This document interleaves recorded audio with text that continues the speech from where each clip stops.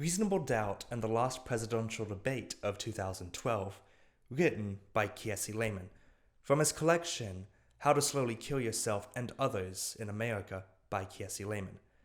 Read by me, Jordan Barclay, because Black Lives Matter. And personally, I don't feel comfortable saying the N-word, so anytime it comes up, I will be saying N-slur or N-sla instead of the actual word itself. Alright, with that said, let's dive in.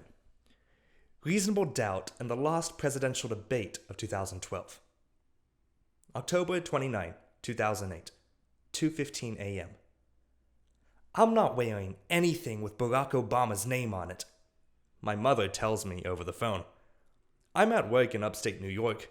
Mama is at home in central Mississippi. I'm serious, she says. I'm not trying to have some redneck knock me upside my head or run my car off in the Pearl River over a damn Obama bumper sticker. Mama wants me to say anything. And you shouldn't either, Key. I make myself laugh until my throat burns, but Mama doesn't even chuckle. I know you, she says, and I know you'll do whatever I tell you not to do, but a hard head makes a soft behind when you're dealing with entitled folks who never learned how to lose. My mother is being my mother. As long as I can remember, Mama has slept with a .22 under her pillow, closed her blinds at 6 p.m., and refused to answer the door unless she has invited you a day in advance. But that's just a millimeter of my mama story. One expects to hear this kind of stilted racial paranoia over Obama shirts and bumper stickers from a typical American voter, not a woman who's been a political analyst and a professor of political science for almost 30 years. On Election Day, November 4th, 2008, Mama will be on some local station in Jackson, Mississippi, prognosticating her ass off. Mama won't lie to Mississippians watching her on election night, but she damn sure won't tell them the truth either.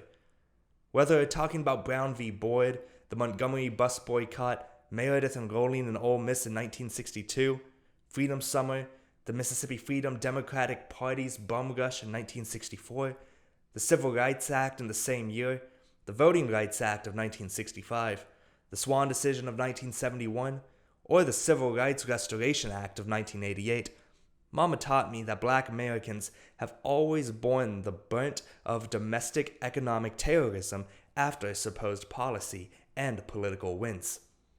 As Mama talks to me on the speakerphone about how resentment and backlash will find a way to shrink opportunities to escape poverty for Black and Brown Americans during an Obama presidency, I'm her to death and looking for a t-shirt in my closet. Hanging next to the 15-year-old brown polyester suit she bought for my high school graduation and a sky blue Jackson State hoodie is the sickest Obama t-shirt you've ever seen in your life. It's black pre-washed cotton with a huge red, black, and green picture of Obama's face on it. Obama's face is liquid aluminum, like a contemplative red, black, and green Terminator 4. On the bottom, in that played-out Times New Roman, are the words, "Yes, we can."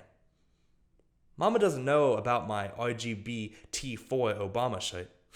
Anyway, I wear the shirt 3 times a week, and I'll definitely rock it tomorrow morning when I vote. Tonight, I'm imagining wearing the shirt while driving home to Mississippi for Christmas. RGB T4 Obama shirt and I are hauling ass through Pennsylvania, Virginia, West Virginia, Tennessee, and Alabama. In late December, our back seat covered with 15 folded RGB T4 Obama shirts I plan on giving away to my family and friends in Jackson. I'm bumping this Mahalia Jackson / Andre 3000 duet as I pull up to a dusty Amaco in northern Alabama. I open the door of my truck as 14 working-class white locals look at me and my Obama shirt with hate in their minds, envy in their heart, and slurs these days on the tips of their thin, wet lips. Within seconds, the locals are wearing my Obama shirts, sipping on Fagos, and talking that good shit with some other Black Alabamans and me about the underrated importance of moral imagination and local activism in carving the policies that will mitigate the economic and social problems of our region in 2008. We're also coming up with a list of real questions we want to ask at the next presidential election in 2012. I hardly sleep, but love to dream. When I was younger, Mama said that lack of moral imagination on the part of most white folks was exactly why black girls and boys needed to be twice as good to get half as much of white Americans in our country.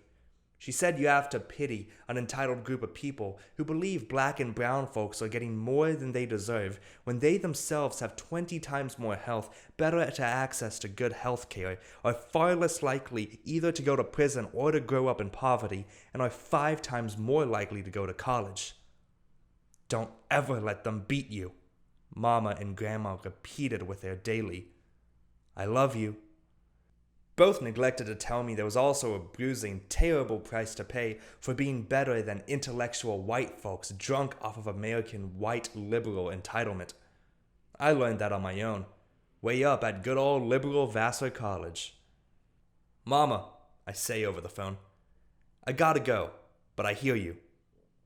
I hang in the grainy silence, hoping that Mama will change the subject to Serena Williams or my insomnia or her recent surgery. I'm hoping Mama will tell me that God won't give us anything we can't handle or some other bloated cliche. Instead, Mama eventually sighs and says again, Key, people who never learn to lose will do anything to see us not win. When they lose to Obama, they'll figure out a way to win anyway. It's just too much. You're way too cynical, Mama, I tell her. We got this. I love you, Key, she says. Stay safe and pray for Michelle, Barack, and those kids. Mama, I thought you were saying that we should pray for us. It's just too much, Mama says. This has nothing to do with politics or public policy. Good night, Key. Mama hangs up the phone, and I pull the RBG T4 t-shirt out of my closet and put it next to my red Pumas, an army green sweatshirt, and some baggy black shorts I'll wear early tomorrow morning when I go to vote. I'm playing it off, imagining the celebrations that will follow the election of our first black president. But not even deep down, though. I know Mama is right. We know Mama is right. Obama will win. We will win. Then we will continue to lose. And the right questions will never be honestly asked or answered. And it's all just too much. November 5th, 2008, 2:15 a.m. Earlier tonight, I wore my RBG T4 Obama shirt as Barack Obama beat John McCain into a pile of all-American dust. Hundreds of Vassar College students celebrated in front of my apartment on campus. Some kids streaked, while others unknowingly remixed a traditional lynch scene by hoisting a life-size cardboard Barack Obama into the moonlit sky. Joyful sounds echoed for hours as young Americans who would never call themselves hipsters, rich, or racist morphed into patriots with chants of USA, USA. One of my wonderful first-year white students walked up to me in the midst of the celebration and said, "Congratulations," like he knew I had just hit the mega millions or paid off my student loans. I had done neither. "Oh," I said. "Congratulations to you, too." Really, I just registered it as one of those slick things good white folks do when confronted with splendid black American achievement. Honestly, I didn't know what the victory, the celebration in that space, or the congratulations given to us black Americans meant. I didn't know if we were celebrating Obama's victory, McCain's defeat, the end of the Bush's regime, our deliverance, the possibility of a post-racist America, triumph for African Americans, or a little bit of all those things. When the dry, pulpy feeling got to be too much to bear, I got in my car to drive downtown, where most of the black and brown folks in Poughkeepsie live, and where a good number of folks live way below the poverty line. The mile-and-a-half drive from the corner of Main and Raymond to the waterfront was as quiet a drive as I'd ever experienced. No human beings were outside. There were no signs or sounds of shared celebrations. There was no echo. Inside those apartments, houses, and buildings, I assumed folks were smiling from the inside out. I also assumed most of those folks were wondering how retribution for this splendid Black American achievement would be played out on their bodies, pockets, spirits, and minds.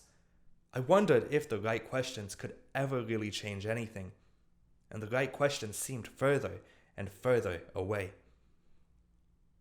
October 29th, 2012, 2:15 a.m. I'd like to thank President Obama and Governor Romney for giving us 20 minutes in this last/lost debate of 2012. Thanks to both of you for agreeing to release this transcript after November 6th. If I ask a question you don't want to answer, you can say, "That's that shit I don't like," courtesy of Chief Keef, and I will do my best to move on to another question. You have two "That's that shit I don't likes" at your disposal. Instead of a coin toss, whoever best answers our first question will have the option of going first or second. Our first question comes from a young woman in Brooklyn. How would you describe the color of Donald Trump's face? Romney. I'd have to say he's just tan. Maybe I'm missing something, but I call it a supple kind of pink. Obama. Listen, I've got to go with the color of watered down tang. Damn, that's good, man. Really good. Would you like to go first or second, President Obama? First.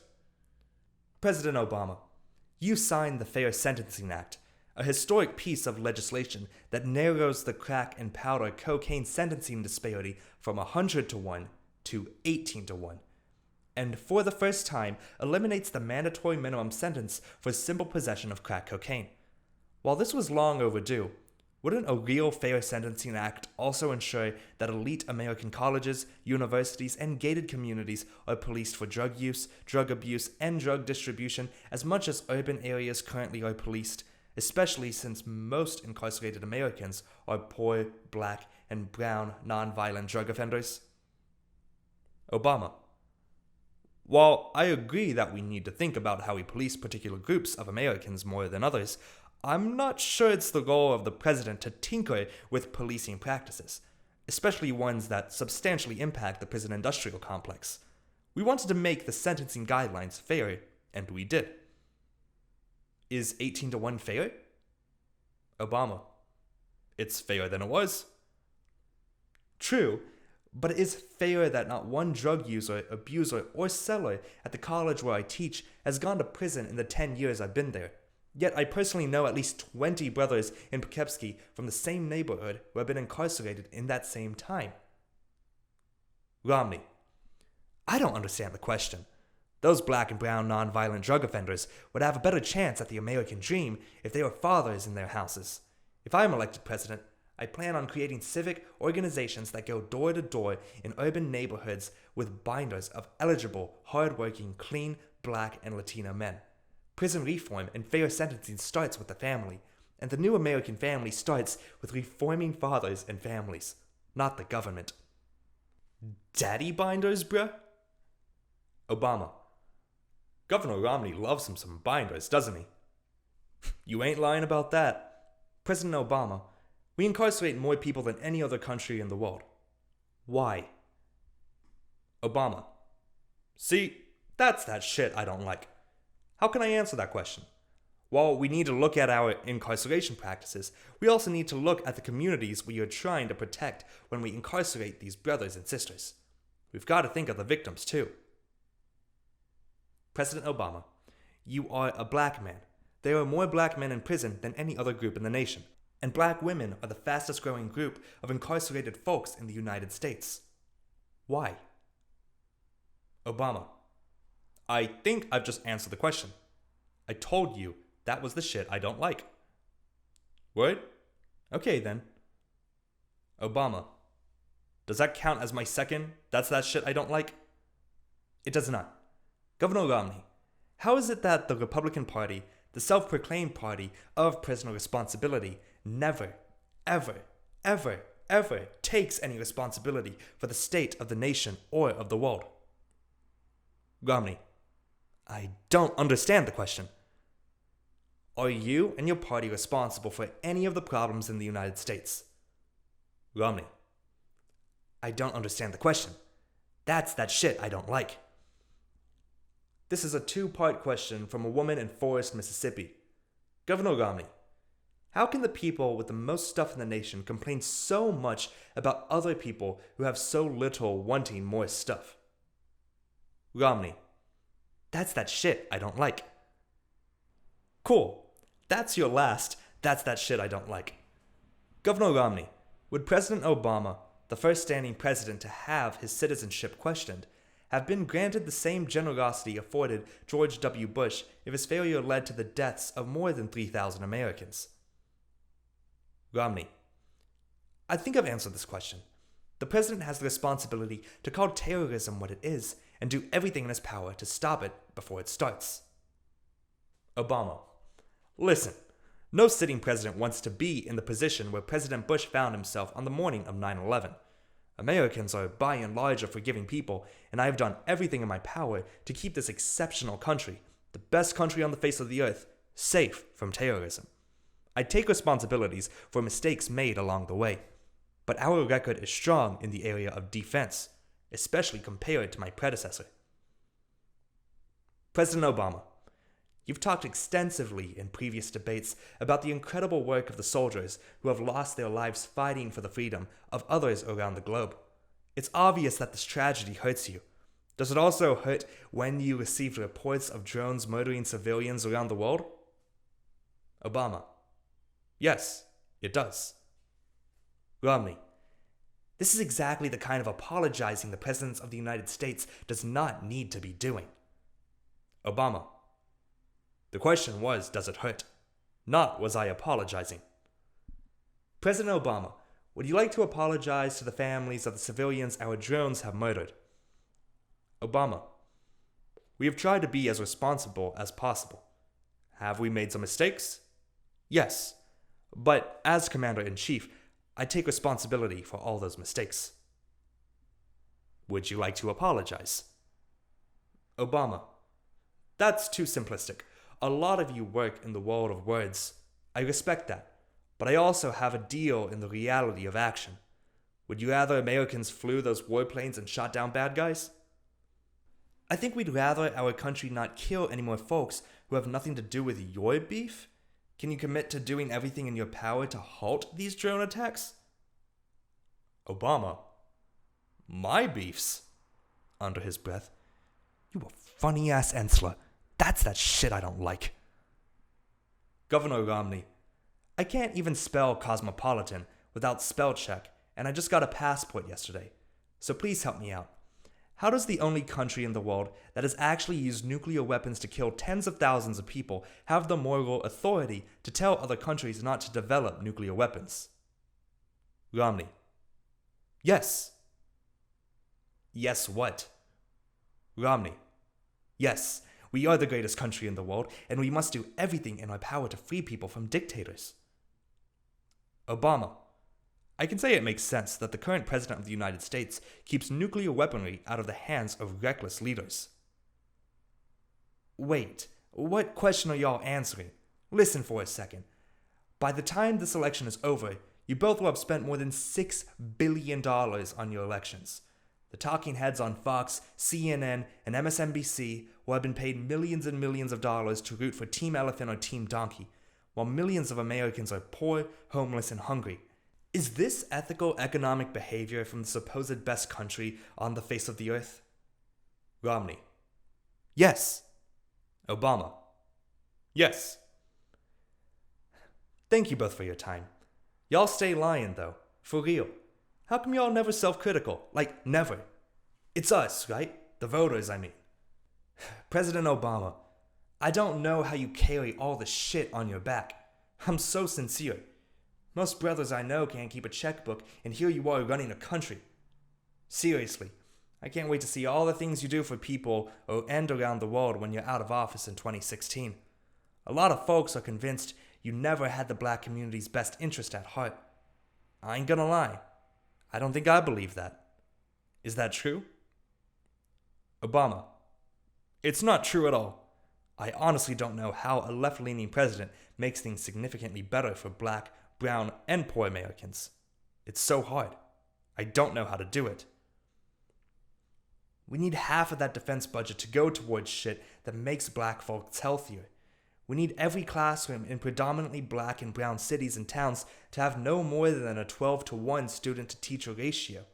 We need the best mental health services in the world for our communities. We need to stop throwing brothers and sisters in jail for drugs. We need you to be honest, more than anything. Just to be honest, man. I know you know all this. You just confuse me, man. If those heartbroken fucks out there don't find a way to hurt you and your family, you're going to do so much when you're free. You ever wonder if you'll ever be free, though? I mean, thank you for putting the country on your back and taking up the national slack, but the truth is that our unethical, morally suspect nation doesn't deserve an ethical or moral president. That's that shit no one admits. Anyway, thank you for being a slightly better president than the nation deserves, even if you're unable to be the president that black and brown folks here really need. Think about what would happen if you just quit before your term was up in 2016 because you realized there was no way to be a just and honest American president. I know your heart hurts, man, but maybe you could use your time more effectively if you weren't president. Think about what I'm saying, okay? Romney. What about me? I'd like equal time. You? You were born rich, you will die rich. Help the country by teaching your people how to be just and thoughtful losers. I'm so sincere. Sadly, it's one of our only hopes. Sharing means that perpetual winners have to be okay losing sometimes. You're encouraging murder and you don't even care. Romney. I want to apologize for going over my allotment, but with all due respect, that's that shit I don't like. Lord have mercy. Alright, that is the end of Reasonable Doubt and the Lost Presidential Debate of 2012, written by Kiese Laymon, from his collection How to Slowly Kill Yourself and Others in America. This has been an audiobook by me, Jordan Barclay, just doing this because Black Lives Matter. If you enjoyed the production of this audiobook, feel free to give a like, I'd appreciate it. If you have any requests on what books from black authors I should read next, comment them below, and I'll see if I can get to them as soon as possible. And if you want to share this around or be updated by hitting the subscribe button, I'd greatly appreciate that. Alright, I'll see you guys with another short story very soon. Until then, I'm out. Black Lives Matter.